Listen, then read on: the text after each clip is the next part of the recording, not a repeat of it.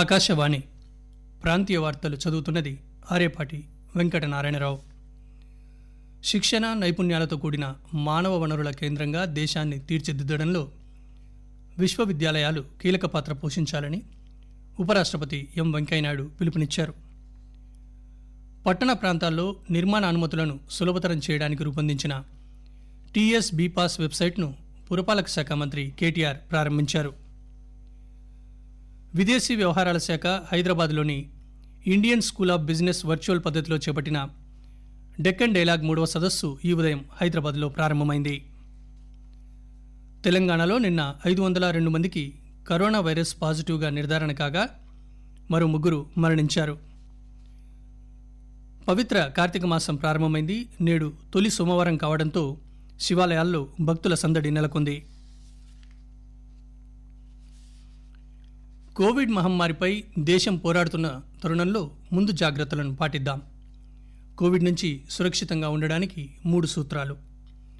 Mask ధరిద్దాం, 2 గజాల భౌతిక దూరం పాటిద్దాం, ముఖం చేతుల శుభ్రతపై దృష్టి పెడదాం. ఇక వార్తల వివరాలు. శిక్షణ నైపుణ్యాలతో కూడిన మానవ వనరుల కేంద్రంగా దేశాన్ని తీర్చిదిద్దడంలో విశ్వవిద్యాలయాలు కీలక పాత్ర పోషించాలని ఉపరాష్ట్రపతి ఎం వెంకయ్యనాయుడు పిలుపునిచ్చారు. ఇందుకు వొకేషనల్ కోర్సులకు, పరిశ్రమలకు ప్రోత్సాహం అందించడం, సృజనాత్మకతకు ప్రాధాన్యమివ్వడం తక్షణ అవసరమని అన్నారు. సమాజంలో అన్ని వర్గాలకు సమానంగా సాంకేతిక ఫలాలు అందేలా చూడడం ప్రస్తుతం సమాజం ముందున్న సవాలని చెబుతూ అవిద్య, అశాంతి వంటి సామాజిక రుగ్మతలను రూపుమాపడానికి యువత పూనుకోవాలని పిలుపునిచ్చారు. విద్యార్థుల సమగ్ర వికాసానికి నూతన విద్యా విధానం దోహదం చేయనుందని ఆయన పేర్కొన్నారు. హైదరాబాద్ కేంద్రీయ విశ్వవిద్యాలయంలో నిర్మించిన ఎమ్యూనిటీస్ సెంటర్ను ఆయన ఈ ఉదయం ప్రారంభించారు. అనంతరం యూనివర్సిటీలోని లైఫ్ సైన్సెస్ బిల్డింగ్లో ఏర్పాటు చేసిన కార్యక్రమంలో ఆయన ప్రసంగించారు. కోవిడ్ మహమ్మారిని ఎదుర్కోవడంలో భారత్ గణనీయమైన కృషి చేసిందని, గతంతో పోలిస్తే కోవిడ్ పరిస్థితి మెరుగుపడిందని అన్నారు. తెలంగాణ హోంమంత్రి Mahmood Ali, chancellor justice Narasimha Reddy, vice chancellor professor P Apparao తదితరులు హాజరయ్యారు. పట్టణ ప్రాంతాల్లో నిర్మాణ అనుమతులను సులభతరం చేయడానికి రూపొందించిన టీఎస్ బీపాస్ వెబ్సైట్ను పురపాలక శాఖ మంత్రి కేటీఆర్ ఈ ఉదయం మర్రి చెన్నారెడ్డి మానవ వనరుల కేంద్రంలో ప్రారంభించారు. తెలంగాణ ప్రభుత్వం వివిధ రంగాల్లో తెస్తున్న సంస్కరణలు, వినూత్న చట్టాలు దేశానికి బెంచ్ మార్క్ కాగలవని ఆయన అన్నారు. పట్టణ ప్రాంతాల్లో భవన నిర్మాణం, లేఅవుట్లకు సులభతరంగా, వేగంగా అనుమతులు ఇవ్వడం కోసం ఈ వెబ్సైట్ను ప్రభుత్వం రూపొందించిందని పేర్కొన్నారు. దరఖాస్తుదారు స్వీయ ధృవీకరణతో భవన నిర్మాణానికి అనుమతి ఇవ్వడం జరుగుతుందన్నారు.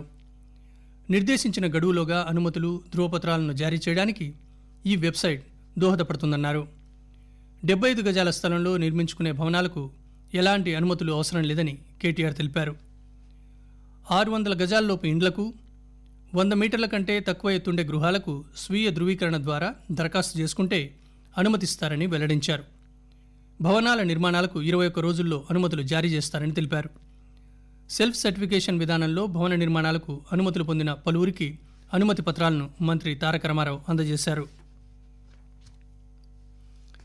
దేశీయంగా ఆత్మవిశ్వాసంతో వ్యవహరిస్తూనే అంతర్జాతీయంగా దేశాల మధ్య సమన్వయం, సహకారంతో భారత్ వ్యవహరిస్తుందని విదేశీ వ్యవహారాల శాఖ మంత్రి డాక్టర్ ఎస్ జయశంకర్ అన్నారు. హైదరాబాద్లో జరుగుతున్న డెక్కన్ డైలాగ్ 3వ సదస్సును ఆయన ఈరోజు వర్చువల్గా ప్రారంభించారు. కోవిడ్ నేపథ్యంలో అంతర్జాతీయంగా సహకారం పెరిగిందన్నారు. ప్రపంచ జనాభాకు అందరికీ కోవిడ్ వ్యాక్సిన్ అందించడంలో భారత్ శక్తివంచన లేకుండా సహకరిస్తుందని ప్రధానమంత్రి నరేంద్ర మోదీ యునైటెడ్ నేషన్స్కు హామీ ఇచ్చిన విషయాన్ని మంత్రి గుర్తు చేశారు.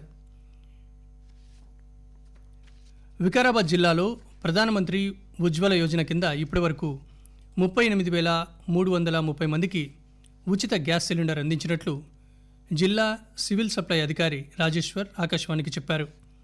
తాండూర్ నియోజకవర్గం బషీరాబాద్ మండలంలోని మారుమూల ప్రాంతం ఉజ్వల యోజన పథకం లబ్ధిదారులు ఈ పథకంపై సంతోషం వ్యక్తం చేశారు.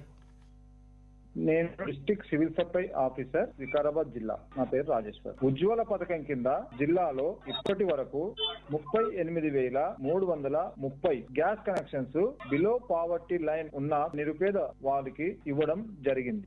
వికారాబాద్ జిల్లా బషీరాబాద్ మండలంలో సత్యసాయి హెచ్పి గ్యాస్ ఏజెన్సీ కేంద్ర ప్రభుత్వం విడుదల చేసిన ప్రధానమంత్రి ఉజ్వల పథకం కింద గ్యాస్ కనెక్షన్లు ఇవ్వడం జరిగింది. మా పేరు నాగమ్మ. కంసన్పల్లి యోజన పథకం కింద మాకు ఫ్రీ గ్యాస్ వచ్చింది.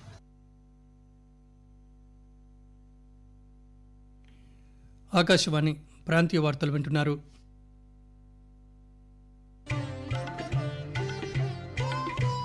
అన్లాక్ అంటే అజాగ్రత్త కాదు, ఆత్మ నిర్భర్ భారత్ దిశగా ముందుకు సాగడం. అన్లాక్లో అన్ని జాగ్రత్తలు పాటించండి.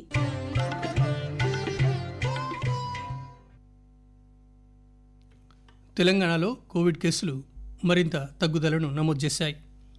గడిచిన 24 గంటల్లో 17,000కు పైగా పరీక్షలు చేయగా 502 మందికి కరోనా వైరస్ పాజిటివ్గా నిర్ధారణ అయింది. కోవిడ్ నుంచి నిన్న మరో 1,539 మంది కోలుకున్నారు. దీంతో రాష్ట్రంలో కోవిడ్ రికవరీల రేటు స్వల్పంగా మెరుగుపడి 93.87% నమోదైంది. ఇంతవరకు కోలుకున్న వారి సంఖ్య 2,42,084కు పెరిగింది.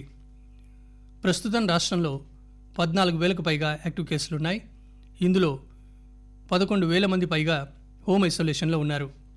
కాగా నిన్న మరో 3 మరణించడంతో రాష్ట్రంలో కోవిడ్ సంబంధిత మృతుల సంఖ్య 1,407గా నమోదైంది.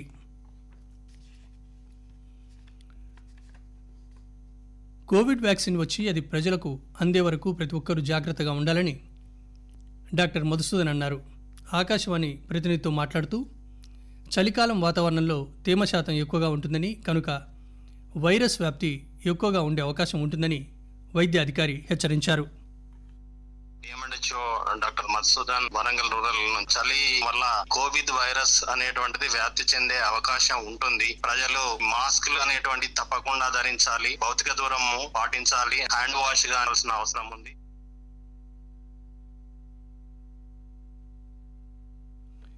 ఈరోజు జాతీయ పత్రికా దినోత్సవం సందర్భంగా దేశవ్యాప్తంగా ఉన్న మీడియా సిబ్బందికి, పాత్రికేయులకు కేంద్ర హోంశాఖ సహాయ మంత్రి జి కిషన్ రెడ్డి శుభాకాంక్షలు తెలిపారు. సంక్షోభ సమయంలో, పండుగల వేళ కూడా నిస్వార్థ సేవలు అందిస్తూ ప్రజాస్వామ్యం 4వ స్తంభంగా దేశాన్ని బలోపేతం చేయడంలో కీలక పాత్ర పోషిస్తున్నారని ఆయన ఒక సందేశంలో ప్రశంసించారు. ఖమ్మం జిల్లా కేంద్ర సహకార బ్యాంక్ ఏడాది 60 కోట్ల రూపాయలను రైతులకు పంట రుణాలుగా అందించిందని డీసీసీబీ చైర్మన్ కూరాకుల నాగభూషణం చెప్పారు.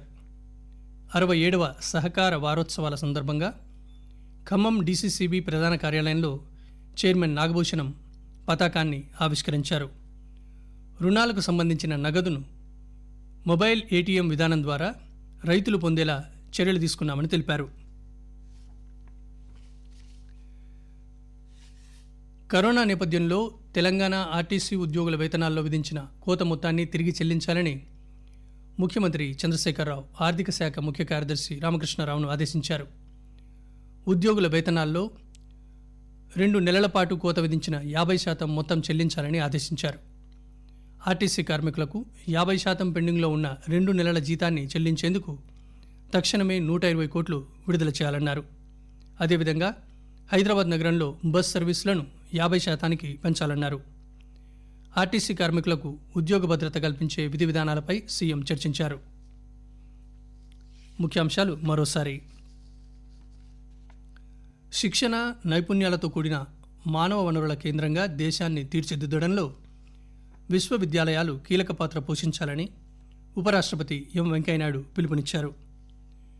పట్టణ ప్రాంతాల్లో నిర్మాణ అనుమతులను సులభతరం చేయడానికి రూపొందించిన టీఎస్ బీపాస్ వెబ్సైట్ను పురపాలక శాఖ మంత్రి కేటీఆర్ ప్రారంభించారు. విదేశీ వ్యవహారాల శాఖ హైదరాబాద్లోని Indian school of business virtual పద్ధతిలో చేపట్టిన డెక్కన్ డైలాగ్ 3వ సదస్సు ఈ ఉదయం హైదరాబాద్లో ప్రారంభమైంది. తెలంగాణలో నిన్న 502 మందికి కరోనా వైరస్ పాజిటివ్ నిర్ధారణ కాగా మరో 3 మరణించారు. ఆకాశవాణి ప్రాంతీయ వార్తలు ఇంతటితో సమాప్తం.